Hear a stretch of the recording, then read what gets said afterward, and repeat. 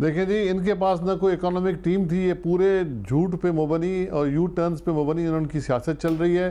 ان کے پاس نہ ٹیم تھی نہ اب ٹیم ہے. یہ باہر سے لوگ مانگے تانگے کے لوگ ادھر ادھر سے لا کے انہوں نے پاکستان کو ان کے حوالے کر دیا ہے. اللہ پاکستان کا حامی اور ناصر رہے گا. اور یہ جنہوں نے جو لوگوں کے ساتھ حالت کی ہے، لوگوں بیچارے جو لوگوں کے ساتھ جو انہوں نے درگت بنائی ہے لوگوں کی 9 مہینوں میں، وہ مطلب ابھی اللہ کے کاغذوں میں ہی لکھا ہے. جس طرح کی غریب لوگوں کی چیخیں نکل رہی ہیں. اور یہ اور کم عقلی دیکھیں، یہ سب کچھ رمضان کے مہینے میں کیا. یہ جو کچھ بھی کیا رمضان کے مہینے میں کیا، تاکہ مطلب پھر یہاں لوگوں کو روزہ رکھنے کے لیے بھی لوگ بیچارے تنگ ہیں. سر اب توبہ کر لیجیے. سر اب توبہ کر لیجیے.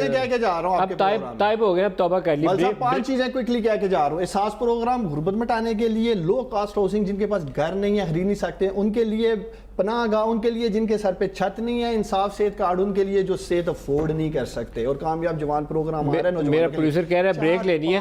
صرف میں ایک بات کہوں، پناہ گاہیں کافی ساری بنا دیں کیونکہ بہت سارے لوگوں کو ضرورت پڑنے والی ہے. انشاءاللہ تعالیٰ یہ پناہ گاہوں سے عثمان ڈار صاحب، امتیاز شیخ صاحب، آپ دونوں کا بہت شکریہ.